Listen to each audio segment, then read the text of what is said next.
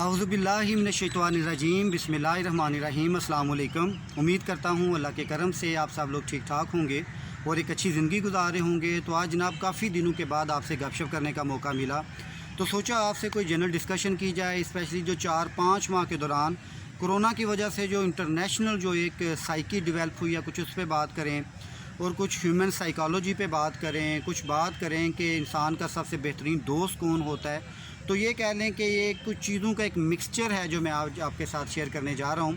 तो आपने देखा होगा कि 4-5 माह के दौरान तकरीबन हर दूसरा बंदा टेंशन, फ्रस्ट्रेशन, एंजाइटी का मरीज़ बन चुका है और स्पेशली जो फ्रस्ट्रेशन है वो तो बहुत बढ़ के सामने आई है।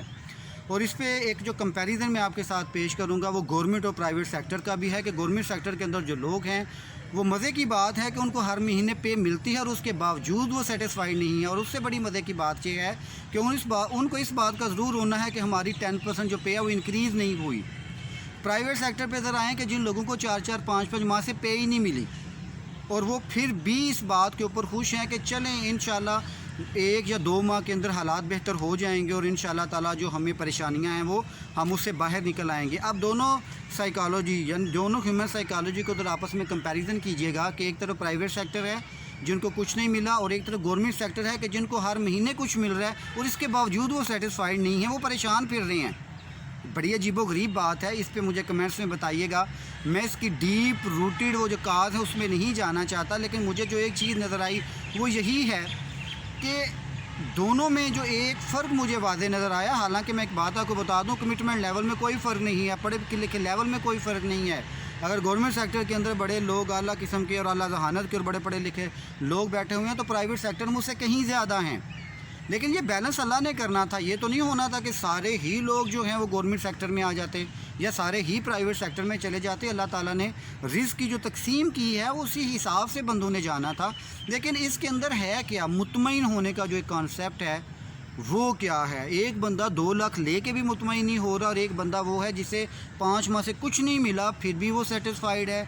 फिर वो इस बात के ऊपर है कि इंशाल्लाह ताला 4 या 5 माह के बाद जो भी हालात हैं इंशाल्लाह बेहतर हो जाएंगे। कोरोना आया, उसने बहुत सारी चीज़ों को समझाया, उसने ये भी समझा दिया कि इंसान जो है उसको प्लानिंग करनी चाहिए, इंसान को अगले का यानी अगले कुछ अरसे के लिए भी सोचना चाहिए, इंसान को कुछ सेव भी करना चाहिए। ये सारी चीज़ें कोरोना ने समझाई। और सबसे बड़ी बात सच्ची बताऊँ मैं आपको, इस बीमारी ने आपको ये भी बता दिया कि एक दूसरे का साथ भी देना चाहिए। इस बीमारी ने ये भी बता दिया कि किस्सा इंसान जो होता है वो मुश्किल में एक दूसरे के लिए दिलासा बनता है और कुछ अल्फाज ही हो जाएं कि हम किसी को यही कह सकें कोई बात नहीं, इंशाल्लाह बेहतरी आ जाएगी। दूसरा कॉन्सेप्ट अमीर और गरीब का भी एक मज़े की बात आपको बताता हूँ कि अमीर जो है वो परेशान हो गया।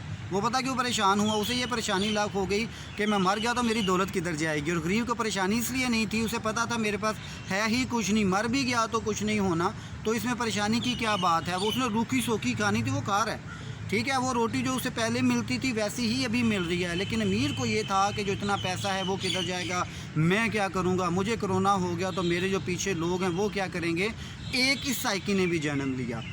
अगली बात आप करें तो ये भी हुआ कि इंसान जो है उसने ये सोचा कि मेरे इर्द गिर्द बहुत सारे दोस्त हैं, मेरी इस मुश्किलात में उसके काम आएंगे, कोई काम नहीं आता। एक दिन एक काम कीजिएगा, आज आप बैठिएगा और एक अपना सेल्फ एनालिसिस कीजिएगा। और मैं आपको एक हकीकत बात बता दूं कि इंसान का जो सबसे बड़ा दोस्त होता है वो आप खुद हैं। आप अपने आप को बेहतरीन मशवरा दे सकते हैं और आपसे बेहतरीन मशवरा आपको कोई नहीं दे सकता। आप दुख में भी अपने साथी हैं और आप सुख में भी आप अपने बेहतरीन साथी हैं। इर्द गिर्द जितना ये जो जमघटा होता है ना, जिन्हें हम कहने जा रहे होते हैं कि ये हमारे दोस्त हैं और ये मुश्किल वक्त में आपके काम आएंगे, उन इस मुश्किल वक्त में वो ये कह रहे हैं कि हमसे ज़्यादा तो परेशान ही कोई नहीं है। तो एक काम कीजिएगा, अपने दोस्त खुद बनना शुरू हो जाएं, अपने मसाइल का हल खुद निकालना शुरू कर दें। उसके लिए करना क्या है कि पूरे दिन के अंदर 10 मिनट निकालें अपनी ज़ात के लिए, अपना सेल्फ एनालिसिस करें, अपना मुराकबा करें, अपना मुहासबा करें। तो आपको ये पता चलेगा कि आपके अंदर से आपको मशवरे आएंगे कि हाँ आप ये कर सकते हैं। दूसरा, परेशान होना छोड़ दें, बिलीव मी बिल्कुल परेशान होना छोड़ दें।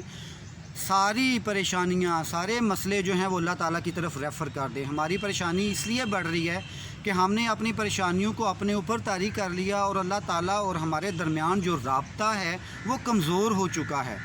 میرے اور اللہ تعالیٰ کے درمیان کیا ہے، لوگ آ چکے ہیں، ہم اپنے مسائل نہ لوگوں کو ریفر کرنا شروع ہو گئے ہیں۔ آپ نماز پڑھتے ہیں، آپ دعا مانگتے ہیں، اور اس دعا کے اندر وہ کہہ لیں کہ وہ چیز ہی نہیں ہوتی۔ آپ ایسے سمجھ لیں کہ اگر آپ گڑ گڑا کے دعا مانگیں گے تو ڈائریکٹ کیسے پہنچے گی، اور اگر آپ بالکل مطمئن ہو کے دعا مانگ رہے ہیں اور آپ کی دعا میں اثر ہی کوئی نہیں ہے تو ویسے ہی اوپر پہنچنی ہے۔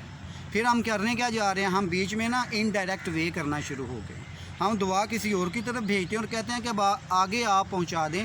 ایسا بالکل بھی نہیں ہے۔ وہ ذات آپ سے 70 ماؤں جتنا پیار کرتی ہے۔ جب ایک ماں آپ کو پریشان نہیں دے سکتی تو وہ ذات جس نے 70 ماؤں جتنے پیار کا وعدہ کیا ہے وہ کیسے آپ کو پریشان دیکھ سکتی ہے؟